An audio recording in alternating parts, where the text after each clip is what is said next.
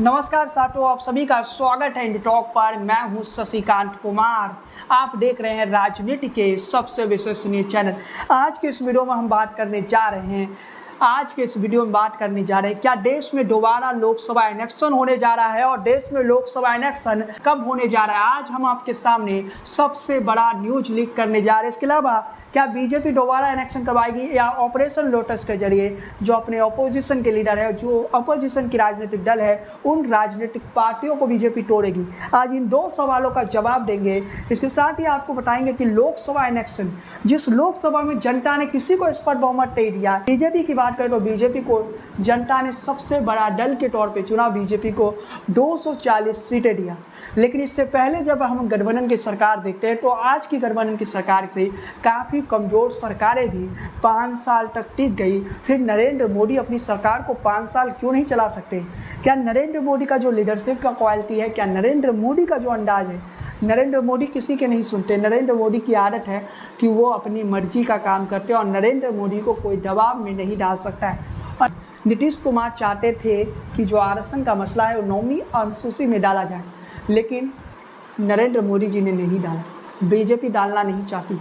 नीतीश कुमार ने जो बिहार में 65% आरक्षण दिया, उस मुद्दे पर नीतीश कुमार इस तरह नाराज़ हो गए कि जो लेटेस्ट जानकारी है, सबने ममता बनर्जी की तो बात की, बैठक के दौरान ममता बनर्जी नाराज़ हो गई। इसका इंडिया गठबंधन के जो कुछ मुख्यमंत्री थे वो उस बैठक, इंडिया गठबंधन के जितने भी मुख्यमंत्री थे उस बैठक में शामिल नहीं। लेकिन एक बात जो आपसे छुपाई जा रही है, वो बात ये था कि नीतीश कुमार पटना से दिल्ली नहीं गए। नीतीश कुमार पटना से दिल्ली नहीं गए।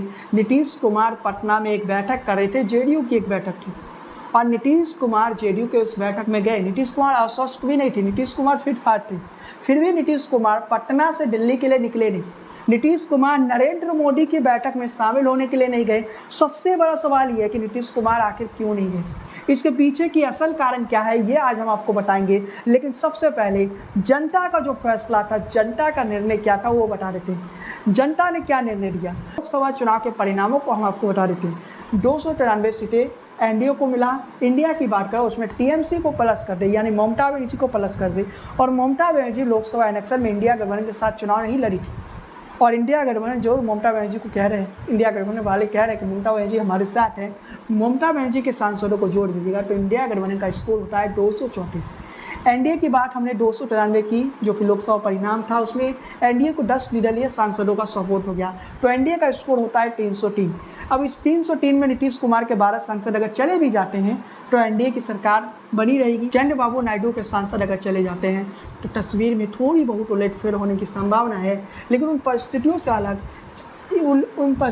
अलग अगर हम इंडिया गठबंधन की देखें, उन परिस्थितियों से अलग इंडिया गठबंधन को देखें, तो इंडिया गठबंधन में कई ऐसे दल हैं जो कभी भी बीजेपी के साथ जा सकता है, और उसमें ममता बनर्जी भी।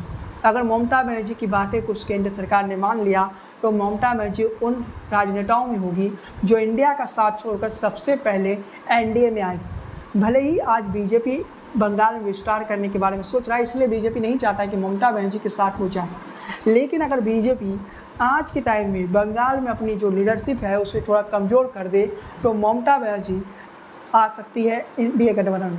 ममता बनर्जी के आ जाने के बाद एनडीए गठबंधन में बंगाल में भी स्ट्रॉन्ग हो जाएगा। लेकिन ऐसा परिस्थिति बन सकता है, अगर ऐसा हो जाए कि मान लिया जाए कि नीतीश और नायडू साथ में अलग हो जाए, उस परिस्थिति में ममता बनर्जी एनडीए के साथ आ सकती है। समझ रहे हैं ना तस्वीर क्या हो सकती है, 2024 के चुनाव के परिणामों की तस्वीर क्या हो सकती है। लेकिन एक दूसरी तस्वीर भी लिखी जा रही है, एक दूसरी कहानी लिखी जा रही है। वो कहानी है साथियों कि दूसरी कहानी ये है कि दूसरी कहानी इस वक्त ये लिखी जा रही है ऑपरेशन लोटस के जरिए। ऑपरेशन लोटस के जरिए कहीं ना कहीं उद्धव ठाकरे के सांसदों को तोड़ने की कोशिश हो रही है, उद्धव ठाकरे को एनडीए में लाने की भी प्रयास हो रही है। लेकिन दूसरी तस्वीर ये भी है कि आप कह सकते हैं एनसीपी के जो अध्यक्ष है, एनसीपी जो शरद पवार वाला एनसीपी है, उस एनसीपी को भी बीजेपी तोड़ना चाहती है, उस एनसीपी के सांसदों को बीजेपी लाना चाहती है। बीजेपी ने शरद पवार के पार्टी को तोड़ा, नतीजा क्या हुआ? एनसीपी का आप कह सकते हैं सिंबल भी अजित पवार के पास है, लेकिन वोट बैंक नहीं बदला। वोट बैंक वही शरद पवार के साथ गया। बीजेपी ने उद्धव ठाकरे के पार्टी को तोड़कर एकनाथ शिंदे को खड़ा कर दिया। लेकिन नतीजा क्या हुआ, कहानी क्या हुई, उस कहानी की तस्वीर क्या हुई, तो वो भी जान लीजिए। पार्टी तोड़ दी गई, लेकिन जो वोट बैंक है, जो मराठी वोट बैंक है ना, वो उद्धव ठाकरे के साथ रहा, वो एकनाथ शिंदे के साथ नहीं जुड़ा। एक नाथ शिंदे का अगर लोकसभा में आप वोट देखें, वोट बैंक को देखेंगे तो 12% था, उद्धव ठाकरे का उससे ज़्यादा था। मतलब मराठी वोट बैंक जो है वो कहीं ना कहीं उद्धव ठाकरे का साथ नहीं छोड़ा। मराठी वोट बैंक उद्धव ठाकरे के साथ खड़ा रहा, जबकि ओरिजिनल शिवसेना आप कह सकते हैं एक नाथ शिंदे के पास था। उस परिस्थिति में अगर मराठी वोट बैंक आप कह सकते हैं स्पष्ट तौर पर मराठी वोट बैंक उद्धव ठाकरे के साथ चला गया, फिर कहानी को आप क्या कहिएगा साथियों। लेकिन तस्वीर को थोड़ा हम पलटते हैं। एनडीए में 293 सांसद इस समय हैं, लेकिन एनडीए के 293 सांसदों को अगर हम घटा देते हैं, कई मुद्दों पर आप देखेंगे नीतीश कुमार, चिराग पासवान, नायडू और जयंत चौधरी एक हो जाते हैं। अगर ये तीनों एक साथ अलग हो जाते हैं तो उस परिस्थिति में एनडीए के 35 सीटें घटेगी।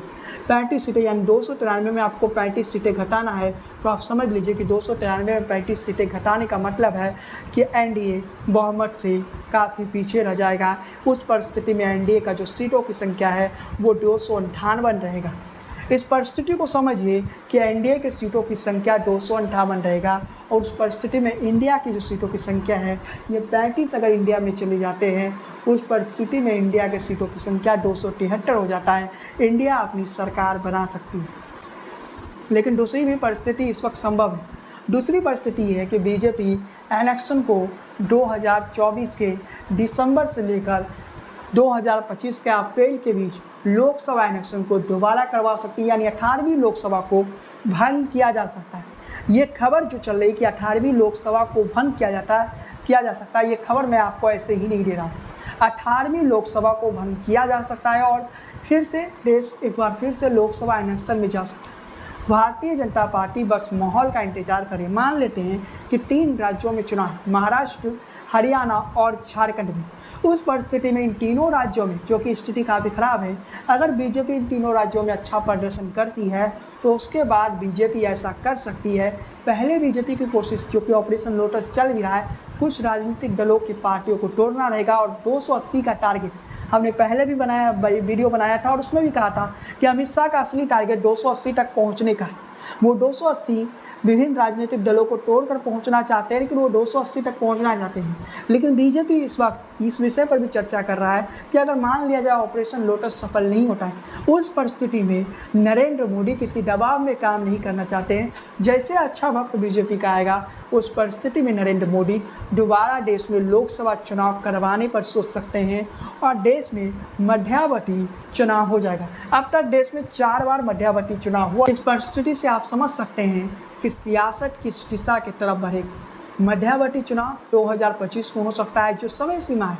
पिछली बार गर्मियों में इलेक्शन हुआ था, इस बार कोशिश होगी कि गर्मियों में चुनाव ना करवाया जाए। लेकिन यही अभी परिस्थिति बीजेपी चाहती है कि ज़्यादा ठंड भी ना पड़े। मतलब बीजेपी की कोशिश है कि गर्मियों में भी चुनाव ना हो और ज़्यादा ठंड भी ना पड़े, जिससे वोटर जो बीजेपी का वोटर है वो घरों से निकले। तो इसके लिए जो उपयुक्त समय है वो फरवरी से लेकर मार्च तक, फरवरी से मार्च के बीच गर्मी भी आ जाता है, तो फरवरी से मार्च के बीच इलेक्शन हो सकता है देश में दोबारा 2025 का हम बात करें।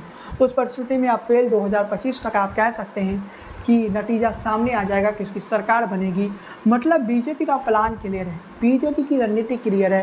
पहले विभिन्न राजनीतिक दलों को तोड़ो। उद्धव ठाकरे की पार्टी की हम बात करें, शरद पवार की पार्टी की बात कर लिए, लेकिन हमने नीतीश कुमार से बात नहीं की, क्योंकि सबसे बड़ा जो सांसदों का गेम है, सबसे ज़्यादा सांसद अगर किसी पार्टी से मिलेगा तो वो नीतीश कुमार के पार्टी से मिलेगा। नीतीश कुमार के 12 सांसदों में अगर 11 को तोड़ दिया जाता है तो बीजेपी ऐसे ही 251 पर पहुंच जाता है, क्योंकि एक ऐसा सांसद है जो कि नहीं टूटेगा। तो 11 सांसद आने के लिए तैयार है, तो 251 तक बीजेपी पहुंच चुका है। लेकिन इस बात को शायद नीतीश कुमार भाप चुके हैं कि उनकी पार्टी टूट सकती है, इसलिए नीतीश कुमार किसी भी कार्यक्रम में नहीं जा रहे हैं। और नायडू के पास 16 सांसद हैं, नायडू पलटेंगे नहीं, नायडू को बस आप बजट देते जाइए, वो पलटेंगे नहीं। तो बीजेपी की मजबूरी है। और इस वक्त अगर बजट को देखें तो आंध्र प्रदेश और बिहार का नाम इस बजट में लिया गया, लेकिन ये अलग विषय है कि बीजेपी नहीं चाहती कि वो नायडू के दबाव में ही क्यों सरकार चलाए। तो बीजेपी का प्लान है कि नायडू के सांसदों को भी तोड़ लिया जाए। अगर नायडू के सांसद टूट रहे हैं, नहीं टूट रहे हैं, तो नायडू तो एनडीए में है ही और एनडीए से वो हटेंगे नहीं। लेकिन नीतीश कुमार का उम्मीद नहीं किया जा सकता नीतीश कुमार कब पलट जाए, तो बीजेपी नीतीश कुमार के सांसदों को तोड़ना चाहती है। इसके अलावा चिराग पासवान, अगर आप देखेंगे कांवड़ यात्रा के मुद्दे पर कहीं ना कहीं जो खिलाफ बोले हैं चिराग पासवान, और चिराग की मजबूरी भी है, मुसलमानों के बिना वो बिहार में सियासत नहीं कर सकते हैं। लेकिन चिराग पासवान के सांसदों पर भी बीजेपी का नज़र है और चिराग पासवान को भी बीजेपी तोड़ना चाहती है। इसके बाद जयंत चौधरी की बात करें तो जयंत चौधरी के पास 2 सांसद हैं। जयंत चौधरी के पास कोई बड़ा मंत्रालय नहीं है, लेकिन बीजेपी अगर जयंत चौधरी पलटने की कोशिश करेंगे उस परिस्थिति में क्या बीजेपी जयंत चौधरी को पार्टी को भी समाप्त कर देगी। बीजेपी का सहयोगी दल बन जाता है, वो आज नहीं तो कल समाप्त हो जाता है। उद्धव ठाकरे के साथ क्या हुआ, उद्धव ठाकरे की पार्टी छीन लिया गया, उद्धव ठाकरे का सिंबल छीन लिया गया। इसके अलावा हमें एनसीपी की बात करें तो शरद पवार के साथ क्या हुआ, ये बताने की जरूरत है। शरद पवार कभी बीजेपी से सटे नहीं, लेकिन उसके बावजूद भी शरद पवार की पार्टी गई। अब यहाँ पर डर इस बात की है कि अगर नीतीश कुमार की पार्टी तोड़ दिया जाता है, चिराग पासवान की पार्टी को तोड़ दिया जाता है, चिराग पासवान पलटेगा नहीं, इस बात का विश्वास बीजेपी को है। तो उस परिस्थिति में बीजेपी चिराग पासवान की पार्टी को नहीं तोड़ेगा, लेकिन बीजेपी उस परिस्थिति में बीजेपी चिराग पासवान की पार्टी को नहीं तोड़ेगी। लेकिन अगर वो परिस्थिति बन जाती है कि चिराग की पार्टी को भी तोड़ दिया जाए तो कहानी क्या होगी साथी।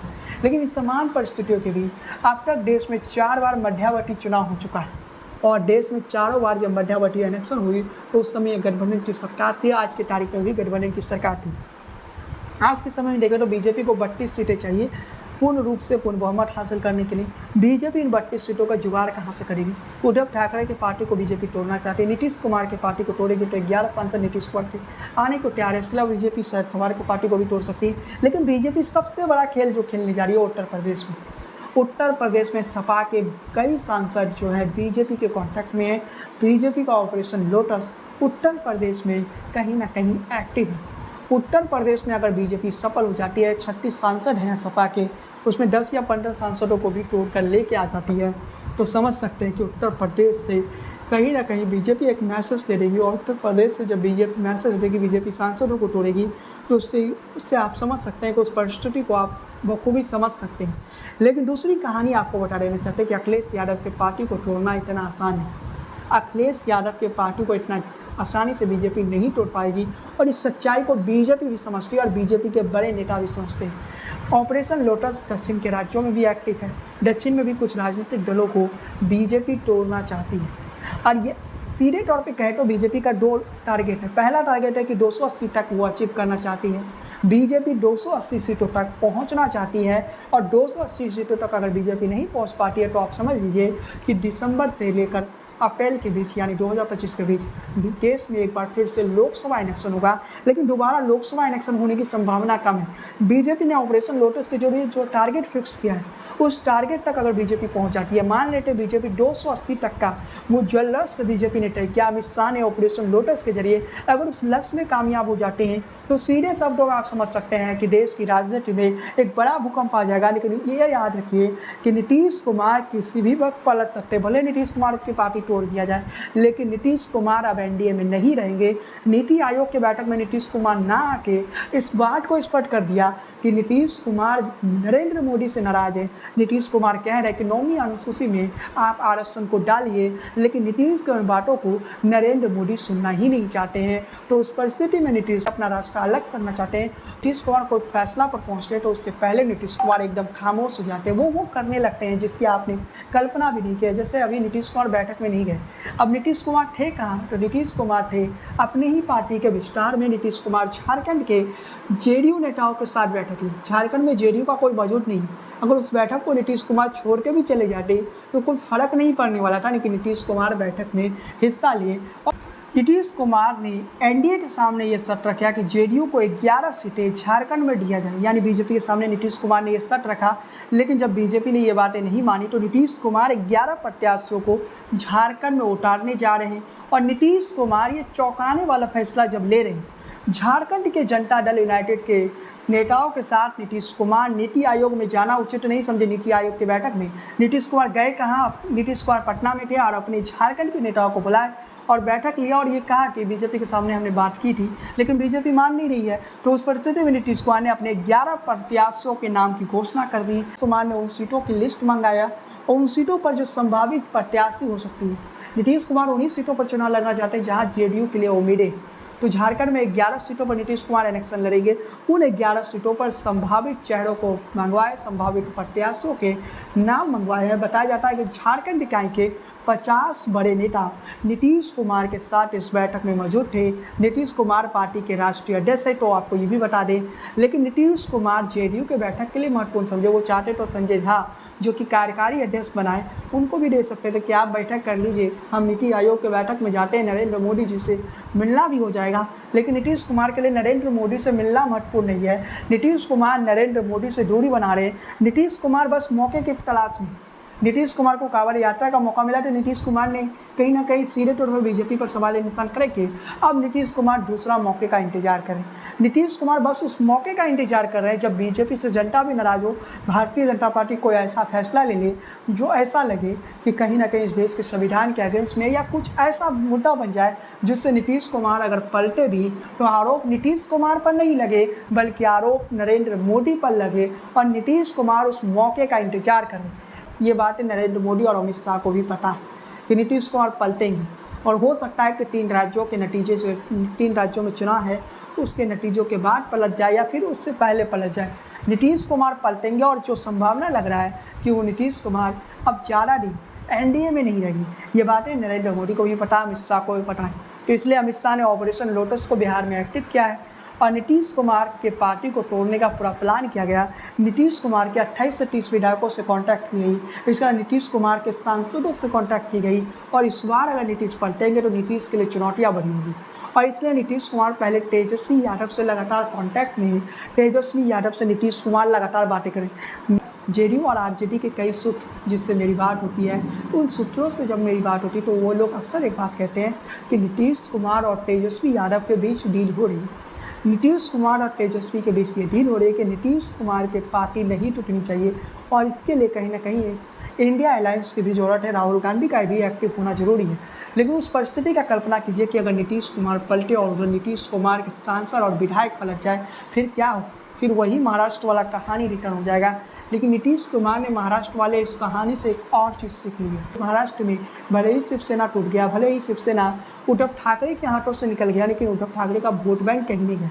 नीतीश को ये पता है कि जेडीयू तोड़ भी दिया जाता है तो नीतीश कुमार का जो वोट बैंक है 15 से 16% वो नीतीश कुमार के साथ रहा तो नीतीश कुमार अपनी राजनीति आगे भी कर सकते हैं। इसलिए नीतीश कुमार टेंशन नहीं ले रहे हैं। नीतीश कुमार बस समय का इंतजार कर रहे हैं। नीतीश कुमार बस मौके का इंतजार कर रहे हैं और जैसे नीतीश को मौका मिलेगा नीतीश कुमार पलट जाएंगे। और यही अमित शाह और नरेंद्र मोदी के लिए सबसे बड़ा चुनौती है।